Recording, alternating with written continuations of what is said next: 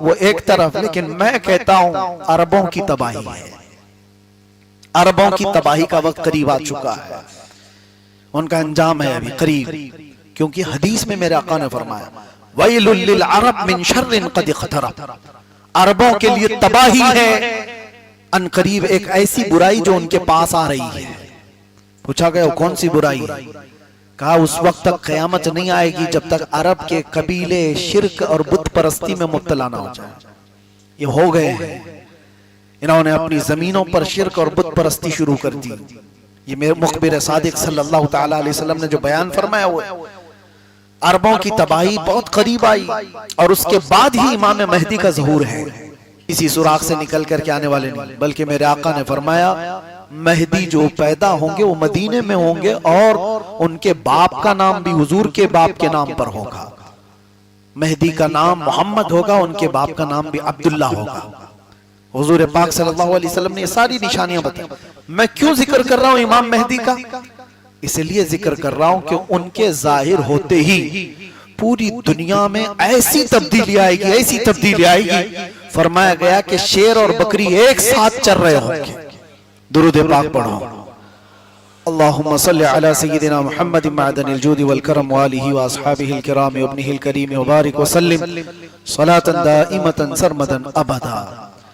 बारगाह रिसालत मुहम्मद सल्लल्लाहु तआला अलैहि वसल्लम में जितने नौजवान आए हैं, आज इंशाअल्लाहुल अजीज हम हाजिरी देंगे इंशाअल्लाह। बारगाह मुस्तफ़ा सल्लल्लाहु तआला अलैहि वसल्लम में हम पैदल चल करके या सवारी पर उड़ करके नहीं जा पा रहे, अगरचे हमारे हालात और असबाब नहीं है कि हम मदीने पहुंचे, लेकिन ये महफिल में इंशाअल्लाह तसव्वुर में बारगाह मुस्तफ़ा में पहुंचेंगे इंशाअल्लाह। और मेरा रब फरमाता है वलो अन्नहुम इज़ ज़लमू अनफुसहुम जाऊका फस्तगफरुल्लाह वस्तगफर लहुमुर रसूल लवजदुल्लाह तव्वाबर रहीमा। मोमिनीन जब अपनी जानों पर जुल्म कर लें तो ए रसूल वो आपके दरबार में आए। मोमिनीन जब अपनी जानों पर जुल्म करें तो ए रसूल वो आपके दरबार में आए। अगर आप उनकी सिफारिश करेंगे तो अल्लाह ताला को वो तौबा कबूल करने वाला पाएंगे। तो बात इतनी समझ करके चलो कि आज हमें बारगाह मुस्तफ़ा में पहुंचना है। अगर हुजूर ने हमारी सिफारिश कर दी तो हमारी तौबा रब भी कबूल फरमाएगा। अजीज़ान गिरामी वक़ार, हम सिर्फ अपनी जिंदगी के आखिरी दिनों में नहीं जी रहे, बल्कि इस दुनिया के भी आखिरी दिनों में जी रहे हैं। क़यामत बहुत करीब है। अल्लाह के रसूल सल्लल्लाहु तआला अलैहि वसल्लम ने क्या फरमाया जानते हो? अना वस्साअह, हुजूर फरमाते मैं और क़यामत ऐसे। दो उंगलियां बता करके मेरे आका ने फरमाया मैं और क़यामत ऐसे इतने करीब हैं। अल्लाह के रसूल सल्लल्लाहु तआला अलैहि वसल्लम फरमाते हैं क़यामत इतनी करीब है और क़यामत की जितनी छोटी निशानियां थी सब हो गई, तकरीबन हो गई। हुजूर ने जो जो बयान फरमाया था वो निशानियां सब आ गई। बड़ी चंद निशानियां बाकी रह गई, वो भी बिल्कुल मुंह पर है, बिल्कुल करीब है। जो हालात आज दुनिया के बता रहे हैं इसमें बड़ी निशानियां बहुत जल्दी आने वाली हैं। बड़ी निशानियों में क्या है? दज्जाल का जाहिर होना, याजूज माजूज का निकलना, इमाम महदी का ज़हूर, ईसा अलैहिस्सलाम का आसमानों से आना, और फिर वो वक्त भी आएगा कि अचानक पूरे दुनिया में शोर मचेगा कि सूरज पश्चिम से निकल आएगा। सूरज कहां से निकलता है? पूरब से, ईस्ट से, और सूरज एक दिन वेस्ट से निकलेगा, आधा दिन उल्टा निकलेगा। और वो दिन फरमाया गया तौबा के कबूल होने का आखिरी दिन है। सूरज के पश्चिम से निकलने के बाद किसी की तौबा कबूल नहीं होगी और किसी का ईमान भी कबूल नहीं होगा। अगर कोई उसके बाद ईमान लाया तो ईमान भी कबूल नहीं। दाब्बतुल अर्द का निकलना, एक जानवर होगा जो पूरी दुनिया में घूमेगा, मुसलमान की पेशानी पर वो एक मोहर लगाएगा सुलेमान अलैहिस्सलाम की अंगूठी से, और काफिर की पेशानी पर वो मूसा अलैहिस्सलाम के असा से एक लकीर खींच देगा। सब फर्क हो जाएंगे, अलग अलग हो जाएंगे, पता चल जाएगा। लेकिन उससे पहले के जो हालात हैं, हुजूर पाक सल्लल्लाहु तआला अलैहि वसल्लम ने जो फरमाया मैं देख रहा हूं, क़यामत उस वक्त तक नहीं आएगी जब तक पूरी दुनिया में यहूदी और ईसाइयों की हुकूमत ना हो जाए। बिल वास्ता या बिला वास्ता, मक्का और मदीने को छोड़कर पूरी दुनिया पर ये काबिज हो जाएंगे। जो हालात बन रहे हैं लोग अपने अपने मजे में जी रहे हैं, लेकिन हालात ये आएंगे, क्या पता हम जिस वक्त चल रहे हैं ये वो हालात हैं जब उनकी हुकूमत का हो, लेकिन एक वक्त वो भी आएगा। मेरे आका सल्लल्लाहु अलैहि वसल्लम ने फरमाया फिर ये हुकूमतें खत्म होगी, इमाम मेहदी का ज़हूर होगा तो पूरी कायनात में एक घर भी नहीं होगा जहां से ला इलाहा इल्लल्लाह की आवाज ना आती।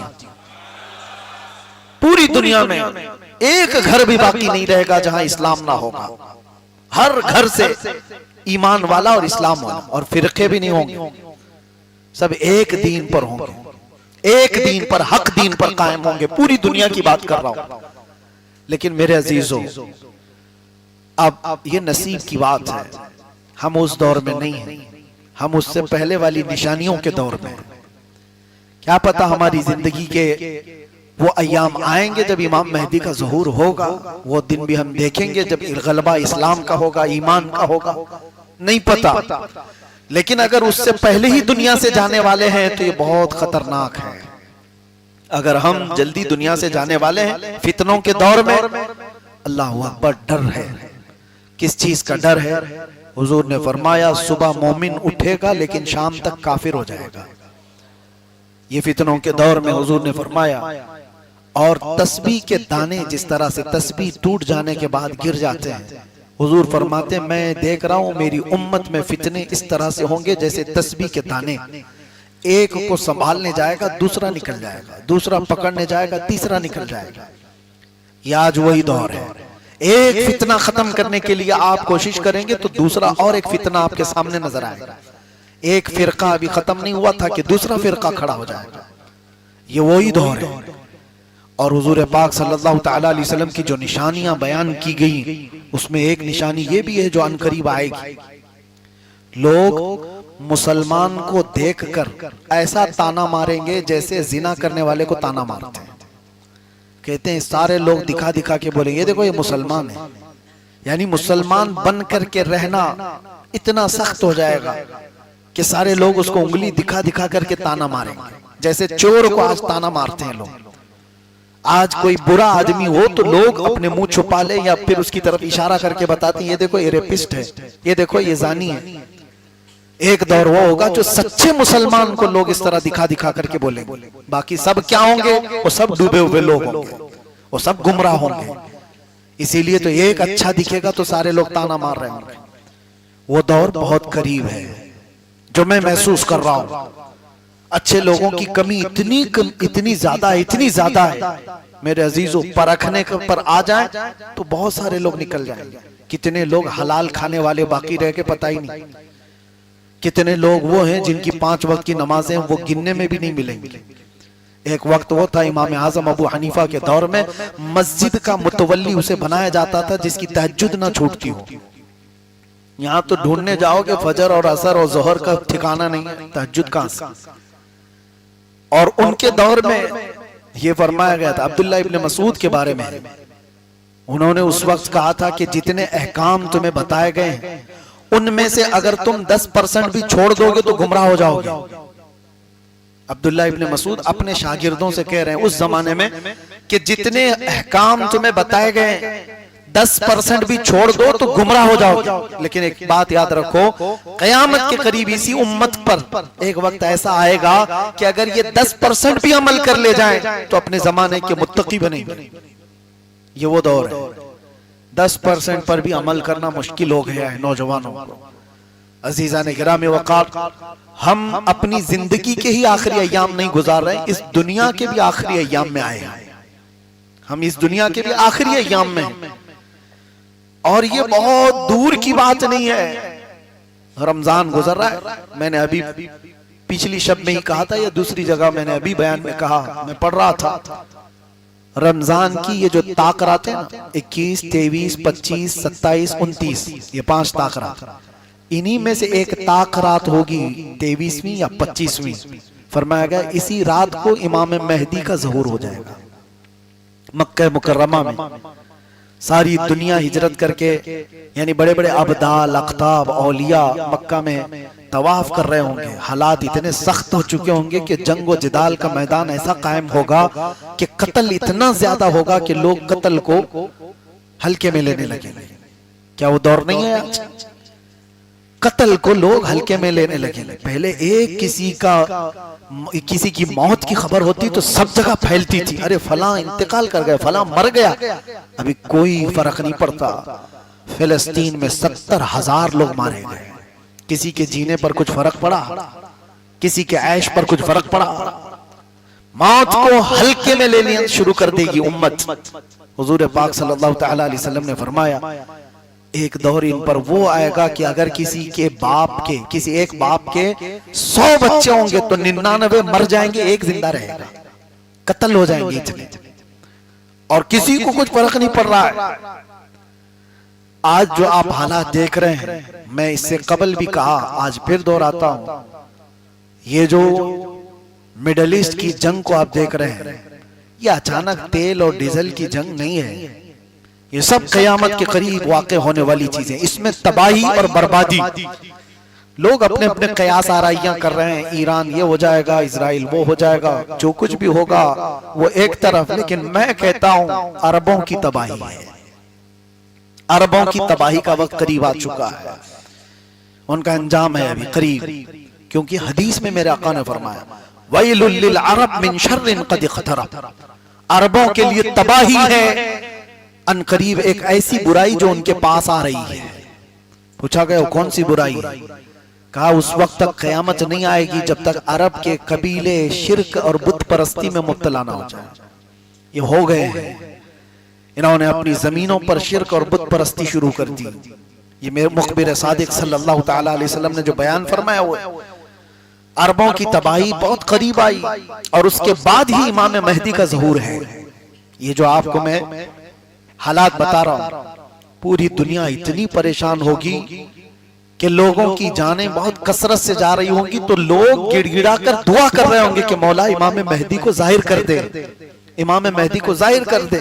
और रमजान का महीना होगा, लोग उम्रे पर होंगे और लोग वहां पर तवाफ में मशगूल होंगे, तो कई अब्दाल अक्ताब औलिया की दुआ पर रब ताला मकाम इब्राहिम और हजर अस्वद के बीच में इमाम मेहदी का जाहिर फरमाए।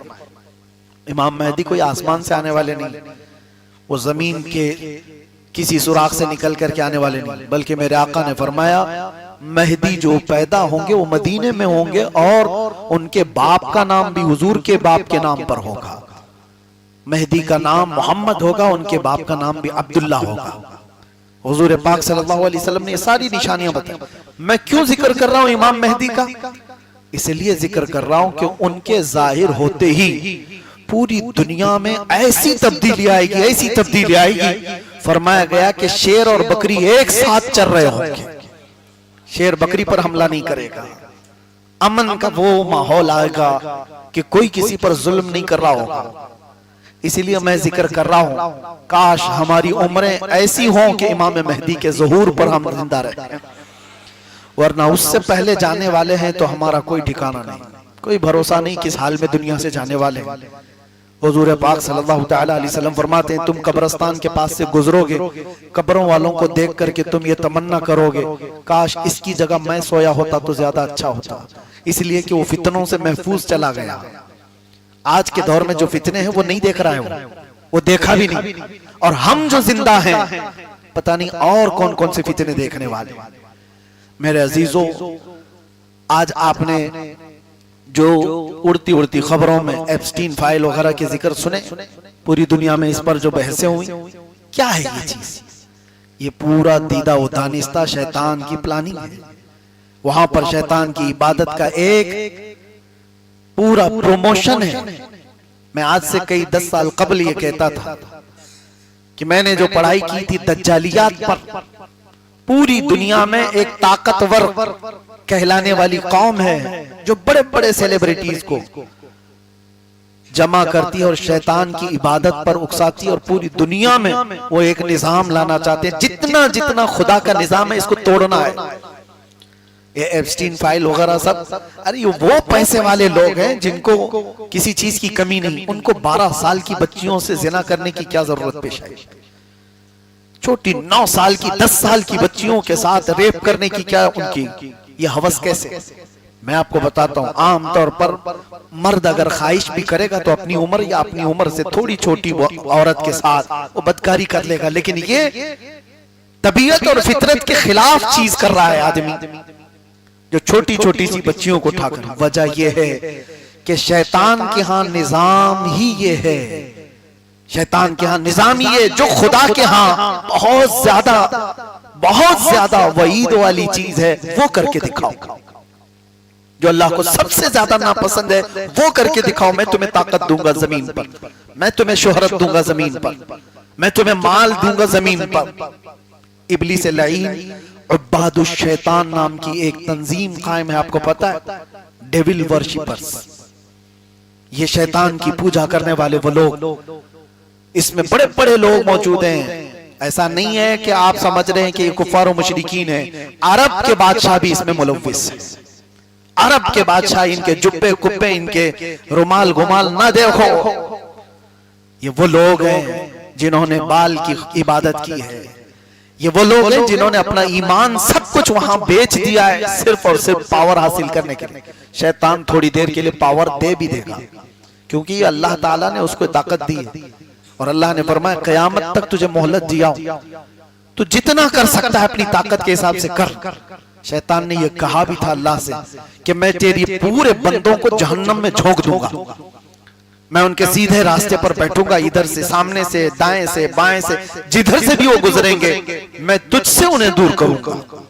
कुरान में है, शैतान कहता है लअक़उदन्न लहुम सिरातकल मुस्तक़ीम थुम्मा लआतियन्नहुम मिन बैनि अयदीहिम व मिन खल्फिहिम व अन अयमानिहिम व अन शमाइलिहिम, उनके दाएं से, उनके बाएं से, उनके आगे से, उनके पीछे से मैं आकर उन्हें तेरे रास्ते पर चलने वाले को हटा दूंगा।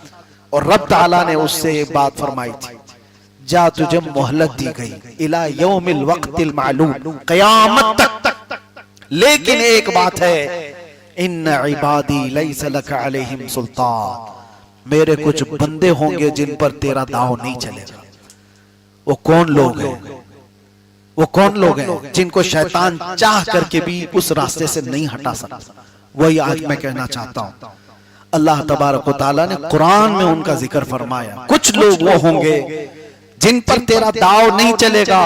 वो इस जमीन पर वो बंदे हैं जो खालिस मेरी रजा के लिए जिया करते हैं। उनका हर सजदा, यहां आज मैं ये बात कहने आया हूं, नमाज किस लिए पढ़ रहे हो? जन्नत मिलेगी कि नहीं मिलेगी? अल्लाह के नबी सल्लल्लाहु तआला अलैहि वसल्लम ने फरमाया, ईमान की हालत में दुनिया से जाओगे तो जन्नत मिलेगी कि नहीं मिलेगी? तो जन्नत की ख्वाहिश है कि नहीं? जन्नत की ख्वाहिश है, इबादत हमने जन्नत हासिल करने के लिए की है। लेकिन एक जमात ऐसी है, कयामत के दिन मगफिरत हो गई और कयामत के दिन उनको लाया गया। अल्लाह ताला फरमाता, 3 जमातों का जिक्र है हदीस में। एक जमात है जन्नत में जाने वाली, तीनों जमातें जन्नती। अल्लाह ने एक जमात से पूछा, तुम क्यों इबादत करते थे? उन्होंने कहा, अल्लाह तेरी जन्नत की नियामतों के तज़किरे हमने बहुत सुने थे, ऐसी नियामतें, ऐसी नियामतें, ऐसी नियामतें, हमें तो जन्नत हासिल करना ही था। अल्लाह ने फरमाया, जन्नत की ख्वाहिश करना भी इबादत है, मैंने तुम्हें जन्नत दे दी, जाओ। दूसरी एक जमात, वो भी जन्नत में जा रही है, उससे रब ताला फरमाएगा, तुम क्यों इबादत करते थे, तुम क्यों गुनाहों से बचते थे, आज तुम्हारी बख्शिश हो गई है। वो कहेंगे, मौला तेरी दोज़ख से बहुत डर लगता था, भयानक अज़ाबात का हमने जिक्र सुना था, हम अपने आप को दोज़ख में झोंकने के लिए तैयार नहीं थे, इसलिए रातों को खड़े होकर तेरी इबादत करते थे। रब ताला फरमाता है, मेरी दोज़ख से जो डरा उस पर भी मैं जन्नत वाजिब किया, जाओ जन्नत में चले जाओ। तीसरी जमात होगी, उनको पूछा जाएगा, तुम्हारी भी बख्शिश हो गई, तुम भी आज जन्नत में जाने वाले हो, बताओ तुम इबादत क्यों करते थे? वो कहते, मौला वो दोनों जमातें जो गई हम वैसे नहीं थे, हमको न जन्नत में जाने की ख्वाहिश थी न जहन्नम का कोई तज़किरा, हम तो खालिस तेरी रजा के लिए इबादत करते थे। ये मुखलिसीन की जमात है, इसका ही जिक्र कुरान में है। ऐसी जमात पर शैतान का दाव नहीं चलेगा। अब सुनो आगे की बात, मजे की है। रिवायत में है, अल्लाह फरमाएगा, तुम मेरी रजा के लिए करते थे, मैं राजी हुआ, जाओ जन्नत में। वो कहेंगे, मौला अगर हम जन्नत में चले गए तो वो ताना मारेंगे कि तुम भी जन्नत के लिए करते थे और वहां बोल रहे हो अल्लाह की रजा के लिए। हम जन्नत में चले गए तो बदला हो जाएगा, हम नहीं जाएंगे। कोई ऐसी कौम है अल्लाह जन्नत दे रहा है और वो जा नहीं रही, वो कहेंगे कि रब ताला हमें जन्नत में ना भेज, हम तेरी रजा के लिए इबादत करते थे, तू राजी हो गया। अल्लाह फरमाता मेरी रजा यही है, अब जाओ जन्नत में। वो अड़े रहेंगे। रिवायत में मिलता है कि अल्लाह फरिश्तों को हुक्म देगा कि इनके हाथों और पैरों में बेड़ियां बांधो और इनको खींचकर जन्नत में ले जाओ। ये मुखलिसीन की जमात है, इनको खींच के ले जाओ जन्नत में। वही जमात है जिसके मुतालिक अल्लाह कुरान में फरमाता है इन्ना इबादी लैसा लका अलैहिम सुल्तान, मेरे वो बंदे हैं जिन पर तेरा दाव नहीं चलेगा, शैतान का। आज जो शैतान कर रहा है, मैं बच्चों को आगाह करते रहता हूं, आपको अंदाजा भी नहीं है कि आप अनजाने में उस रास्ते पर पड़ चुके हैं, आपको पता भी नहीं। आपके खाने पीने में, आपके पहनने में, आपके चलने फिरने में, आपके उठने बैठने में, आपके बोलने में शैतान उस रास्ते पर ला चुका है और बहुतों को पता भी नहीं, उन्हें मालूम ही नहीं है वो शैतान की बोली बोल रहे हैं, उन्हें अंदाजा भी नहीं। फहश गाने गाते हैं और जानते हो ये पूरी एक लॉबी है गाने बनाने वाली, उसको सजाने वाली, संवारने वाली। 10 अल्फाज उसके अच्छे होंगे लेकिन 2 जुमले उसमें कुफ्र के होंगे जिसमें खुदा से बगावत का जिक्र होगा। नौजवान बच्चा उसको अनजाने में गुनगुनाता रहता है और कब के वो काफिर हो चुका है, काफिर हो चुका है। मेरे अजीजों, आप न जानकर उन रास्तों पर पड़े हुए हो। आपको पता है शैतान वो सारे निजाम तोड़ना चाहता है जो अल्लाह ताला ने अपनी रजा के लिए बनाए थे, सारे निजाम तोड़ेगा। अल्लाह ताला की रजा किसमें है? तुम्हारे इस्लाह हाल, तुम्हारे पाकीज़ा रिस्क में। तुम हलाल खाते रहोगे, अल्लाह राजी है, तुम्हारी जुबानों में असर है, तुम्हारी दुआएं जल्दी कबूल होंगी। लेकिन इब्लीस नहीं चाहेगा कि लुकमा भी तुम्हारे अंदर हलाल का जाए। पूरी दुनिया को वो इस तरह के निजाम में बनाया। आज दुनिया क्रेडिट पर चल रही है, सूद पर चल रही है। पूरी दुनिया को क्रेडिट पर लाकर नहीं खड़ा किया गया। सूद इतना आम हो चुका है, इतना आम हो चुका है कि लोग लेने में देने में कोई कबाहत ही नहीं महसूस कर रहे। जबकि मेरे आका ने फरमाया सूद का एक लुकमा खाना ऐसा है जैसे काबे के सामने मां से जिना करना। इतना बड़ा गुनाह है और ये आम कर दिया गया है, आम कर दिया गया। लोगों का कोई एहतमाम ही नहीं, हलाल खा रहा हूं कि हराम खा रहा हूं। जुबान के चटखारे, जुबान की लज्जतें नौजवान को यहां तक ले आई। ये सड़क चलते चलते कब कौन से पिज्जे, कौन से बर्गर खा रहा है इसे पता ही नहीं है। कौन सी जगह से क्या खा रहा है, मुर्दा खा रहा है, हराम खा रहा है, इसे एहसास ही नहीं है। कितने ऐसे मैं जानता हूं, हमारे बच्चों ने खुद खबर दी है, मरी हुई मुर्गियों के शावर में खिलाते हैं सबको, बच्चों को कुछ एहसास नहीं।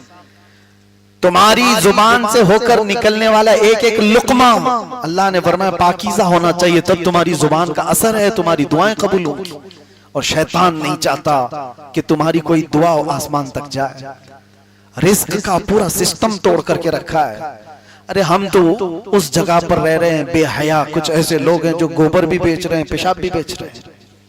हम तो उस जगह पर आ गए हैं और इसमें कोई आर भी नहीं महसूस करते।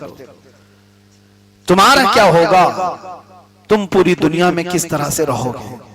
कहीं जाते हो तो क्या खाते हो, क्या नहीं खाते हो? ये बहुत बड़ा चैलेंज है या नहीं? हमारी जिंदगी का बड़ा चैलेंज है। लोग आज फास्ट फूड खाने के इतने आदी हो गए, इनको पता ही नहीं। बहुत सारे नौजवानों को देखा, ये नॉर्मल समझते हैं हर जगह से नॉनवेज खाने को। तुम्हें पता ही नहीं जो गैरुल्लाह के नाम पर कटा हुआ जानवर है वो तुम्हारे लिए हराम है, मुर्दार है। कुरान ने कहा है मुर्दार है वो, तुम खा नहीं सकते। यहाँ बैठ करके ऑर्डर दे करके मंगवा लिया और जो आया वो खा लिया। तुम्हें पता भी है क्या तुम्हारे लुक्मे में गया? ये सारा निजाम शैतान ने तोड़ करके रखा है। और एक बहुत बड़ी चीज मैं आपको बताऊं, इब्लीस लईन की पूरी ताकत आज इस बात पर है कि अल्लाह ताला ने जो नस्ल के नशो नुमा का जो निजाम बनाया है वो क्या है, क्या तरीका है? शादी। एक जवान लड़का एक जवान लड़की से निकाह करेगा, हलाल तरीका यही है। और इसी से इंसानी नस्ल की इर्तिका होगी, नस्ब महफूज रहेगा। इब्लीस ये नहीं चाहता किसी का नसब महफूज रहे। अल्लाह तबारक व तआला क्या सबसे ज्यादा इस पर कड़ा हुक्म दिया गया है। आपको पता है इस्लाम में एक हुक्म आपको पता है, औरत को जब कोई तलाक दे दिया या औरत का शोहर मर गया तो हमारे निजाम क्या है, इद्दत गुजारेगी नहीं गुजारेगी? सुना है ना आपने इद्दत का। औरत को तलाक देने के बाद वो औरत अगर दूसरे से निकाह करना चाहे तो उसकी इद्दत है। सबकी इद्दत अलग है, मरे हुए उसकी इद्दत अलग है, लेकिन तलाक की इद्दत अलग है। मैं एक एग्जांपल दे रहा हूं, किसी ने तलाक दे दिया औरत को, जवान थी, उसकी इद्दत क्या है? 3 बार उसके पीरियड आ जाए, हैज, औरत 3 बार हैज वाली होकर पाक हो जाए तब उसकी इद्दत खत्म होगी, अब वो दूसरे से निकाह कर सकती। वजह क्या है? औरत को इतना इंतजार क्यों कराया जा रहा है? अरे इधर छोड़ा उधर दूसरा निकाह कर ले औरत। नहीं, इस्लाम में नस्ब की हिफाजत पर इतना ज्यादा ताकीद है कि 3 हैज आ जाने का मतलब है पहले वाले शोहर का कोई कतरा भी उसके पेट में बाकी नहीं रहा, कोई चीज पहले वाले शोहर की उसके अंदर बाकी नहीं रही। अगर पहले वाले शोहर का नुतफा होता तो औरत को हैज नहीं आता, हमल खड़ा हो जाता, हमल ठहर चुका होता, और फिर उसकी इद्दत जब तक वो हमल खत्म नहीं होता तब तक दूसरा कोई निकाह नहीं कर सकता। वजह क्या है? एक औरत के पेट में 2 मर्द या 3 मर्द, किसी का इख्तिलात इस्लाम चाहता ही नहीं, नसब नहीं मुख्तलित होना चाहिए, मिलना नहीं चाहिए।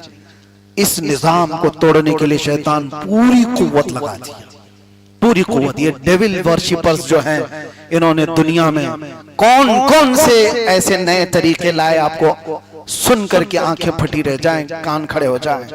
वाइफ स्वैपिंग, इसकी बीवी उसके साथ जाए, उसकी बीवी इसके साथ जाए, ये बड़े मालदारों के फैशन है।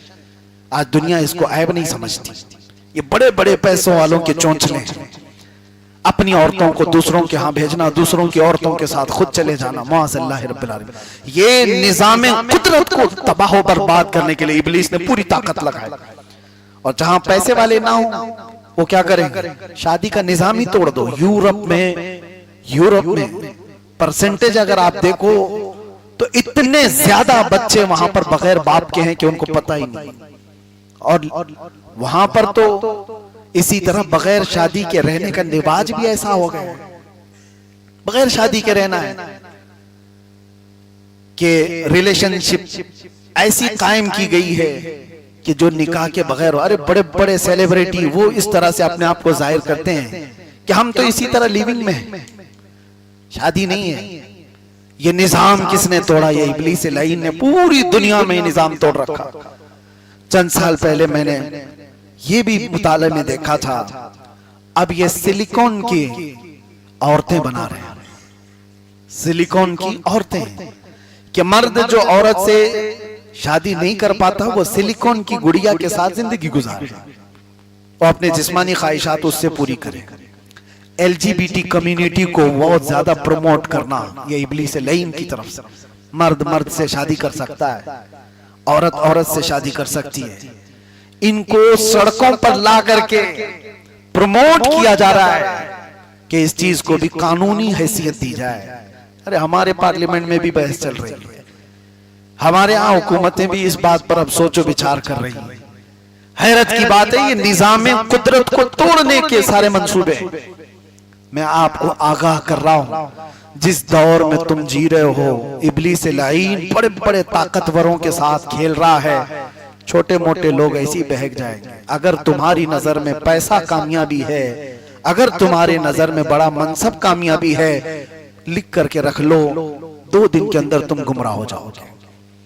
और अगर तुम्हारे नजदीक पैसा हासिल करना और बड़ा मनसब हासिल करना कामयाबी नहीं है, तो दुनिया की सारी ताकतें मिलकर के तुम्हें सालों में भी गुमराह नहीं कर सकती। बस नजर में एक बात रहे, कामयाबी उसको कहते हैं कि मेरा रसूल एक बार मेरी तरफ देख ले। कामयाबी इसको कहते हैं कि मेरे नबी सल्लल्लाहु तआला अलैहि वसल्लम कभी ख्वाब में तशरीफ लाए और कहते तू मेरा मलंग है। ये कामयाबी है, ये हकीकी कामयाबी है। कामयाबी की सर्टिफिकेट अगर दुनिया से तमन्ना रखते हो तो फिर मैं कहता हूं गारंटी के साथ गुमराह हो जाओगे, गुमराह हो जाओगे। इसलिए कि जब तुमने क्राइटेरिया बना लिया कामयाब वो है जो हुकूमत की कुर्सी पकड़े हुए हैं, कामयाब वो हैं जिनके पास गाड़ी बंगले बड़ी बड़ी कंपनियों के मालिक हैं। तो अगर तुमने यही क्राइटेरिया बनाया है कामयाबी का, तो फिर देखो वो एप्स्टीन फाइल में कोई गरीब नहीं है, वो सारे बड़े बड़े मालदार हैं, हुकूमतों की कुर्सियों को थामे हुए लोग हैं, मल्टीनेशनल कंपनियों के ओनर्स हैं, उसके अंदर बड़ी बड़ी कंपनियों को चलाने वाले लोग। तुम्हारे अंदर कामयाबी का क्राइटेरिया यही रहा तो फिर तुम भी उन्हीं की तरह करने को आसान समझोगे कि इस रास्ते से बहुत जल्दी आ जाएगी। बोहेमिया वर्चुअल नाम से कैलिफोर्निया अमेरिका में कुछ ऐसी पार्टीज की जाती है, एक ये भी एक अलग तंजीम है। उसके अंदर, उस पार्टी के अंदर किसी इंसान को कत्ल करके उसका खून वहां पर बलि चढ़ाया जाता है और इंसान का पखाना खाया जाता है।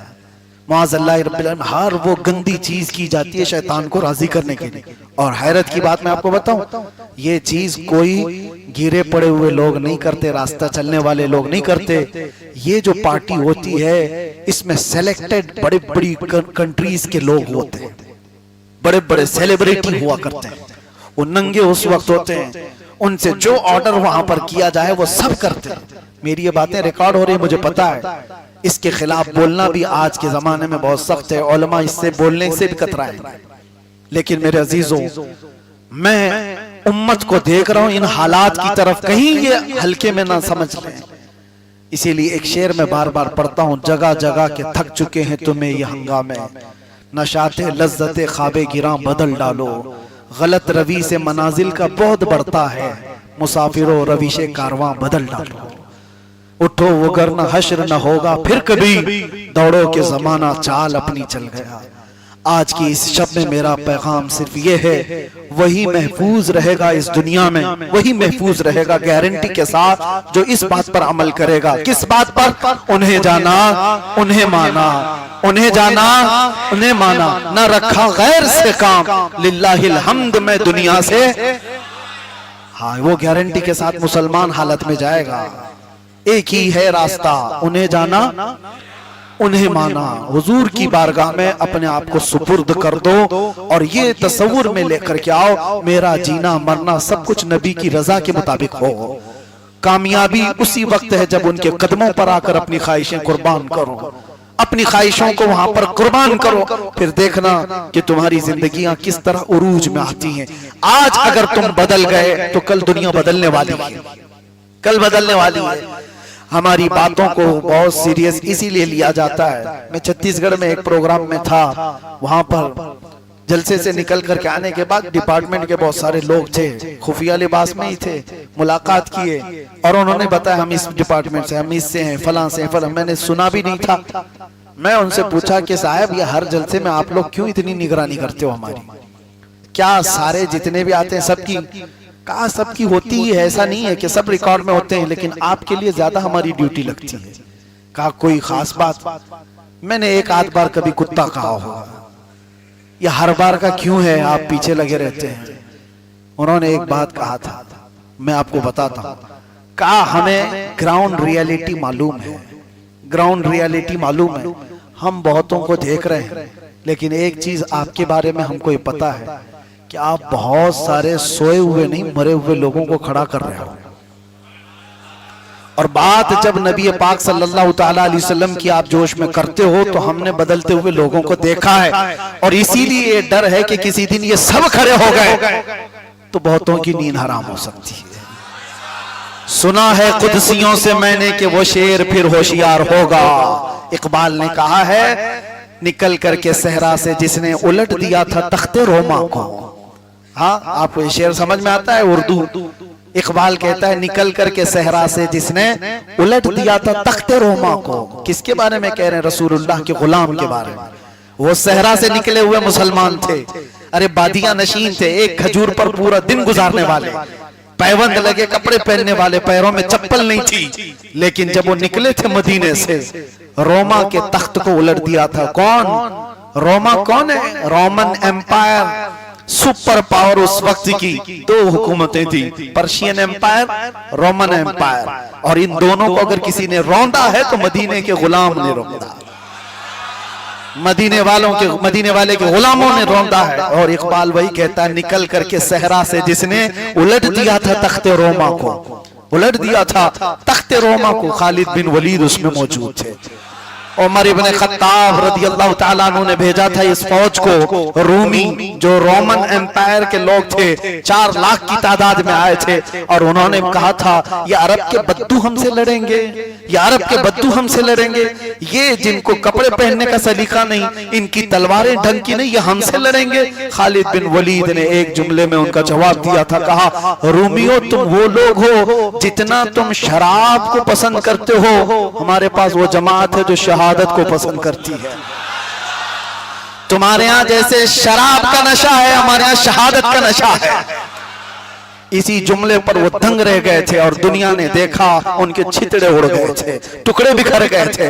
रोमन एम्पायर भी खत्म, पर्शियन एम्पायर भी खत्म। ईरान को आज हजरत उमर फारूक का एहसान मानना चाहिए।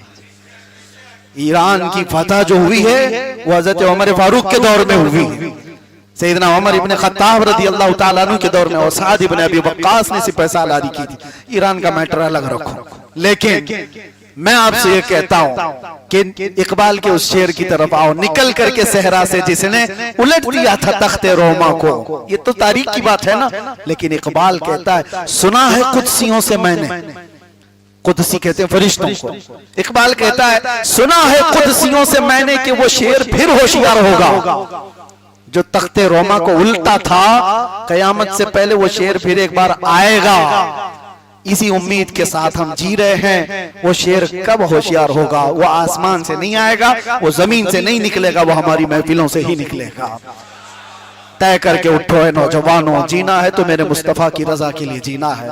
इन हालात का मुकाबला करना है, जिस कदर भी सख्त हालात आए मुकाबला करना है। चाहे तुम्हारी जान झांकनी के वक्त आ जाए और तुम्हारे लिए हालात बद से बदतर भी हो जाएं, तुम्हें एक रास्ता मजबूती से पकड़े रहना है। आजमाइश के दौर में जी रहे हो, इम्तिहान के दौर में जी रहे हो, डर और सहम करके मत जियो। करबला के मैदान में इमाम हुसैन ने अपने बच्चों से यही तलकीन की थी। अपनी छोटी सकीना को उठा करके कहा था जब वो घोड़े को पकड़ कर खड़ी हो गई थी, बाबा मत जाओ, आखिरी निशानी रसूलुल्लाह की आप हैं, आप जाएंगे वापस नहीं आएंगे, हमको किसके सहारे छोड़ जाएंगे। सकीना की उम्र 9 साल की थी। इमाम हुसैन ने उस वक्त ये नहीं कहा कि बेटी देख लेना, घर संभाल लेना, नहीं कहा मैं ना आऊं वापस, तब भी सकीना अपने पर्दे की हिफाजत कर किसके हवाले छोड़ गए थे। उतने सख्त हालात देखने के लिए भी अपने बच्चों को उन्होंने तैयार किया था। हम में से किसी की हिम्मत नहीं आज 6 माह का बच्चा अपने गोद में उठा करके, वो भी हलकूम छिला हुआ, लेके खड़े हो सकते हो आज? इमाम हुसैन ने वैसा तैयार किया था अपने खानदान को कि भाई का लाशा भी पड़ा हुआ है, घोड़े दौड़ रहे हैं लाश के ऊपर, देखो और जमे रहो। बाप तुम्हारा कत्ल हो चुका है, लाश उठाने वाला कोई नहीं है। अब्बास के बाजू कट गए, खानदान अहले बैत देख रहा था। और इमाम हुसैन ने कैसे तैयार किया था इन हालात पर भी ईमान के साथ रहना। और उनमें से एक भी मुझे तारीख में बताओ कोई ये सब हालात देख करके यजीद की बारगाह में गुहार लगाया हो कि छोड़ दो और माफ कर दो हमारे खानदान को, हम आ रहे हैं तुम्हारे साथ बैत करने? एक भी बच्चे ने कहा? नहीं कहा, क्योंकि हुसैन ने ऐसा तैयार किया था। और मैं कहता हूं अगर तुम हुसैनी कौम हो, हर आने वाले चैलेंज के लिए खड़े रहो, डटे रहो। अरे जेल जाना या आना जाना ये सब हमारे आबाओ अजदाद की सुन्नत है। मुजफ्फर को मुक़य्यद न समझ ऐसे याद, मेरी असीरी भी सुन्नत आबाई है। आप इन हालात से ना घबराओ। अगर तुम्हारे किसी इमाम को, तुम्हारे किसी आलिम दीन को जिससे तुम मोहब्बत करते हो, मैं अपनी बात नहीं कर रहा, आज अगर मुसीबत में देखते हो तो डर और सहम के जीना शुरू न करना। ये तो एक रिहर्सल है, खुदाई कानून का एक दस्तूर है।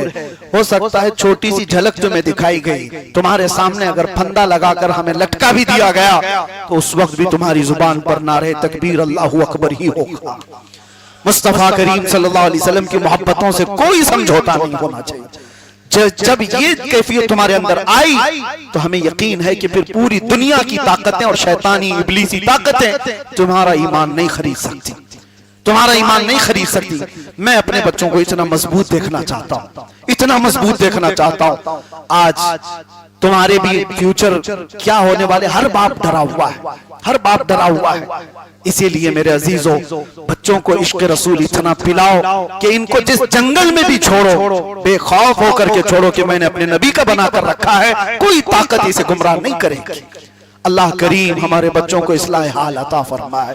आज की इस रात हम जिक्र के बाद दुआ भी करें कि मौला हम सबको आवारा कौम में ना रख कि जिसका कोई पूछने वाला ना हो, हम ऐसे बेसहारा ना हो जिसका कोई टैग ना हो, हमें कोई भी देखे तो दूर से पहचान करके कहे ये मदीने वाले का है, ये सिर्फ मदीने वाले का है। इतना टैग हमारे ऊपर रहे, सगे तैबा सब मुझे कह कह के पुकारे बेदम, यही रखियो मेरी पहचान मदीने वाले।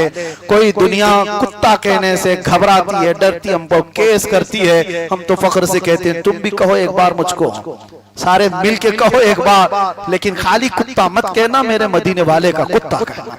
यह हमारे लिए एजाज है, यह हमारे लिए फख्र है। अल्लाह ताला इतनी निशानी हमें अता फरमाए कि दुनिया में जीने का सलीका आता हो। व आखिर दावाना अल्हम्दुलिल्लाहि रब्बिल आलमीन। खड़े होकर के जिक्र करने का यहाँ पर मौका नहीं है।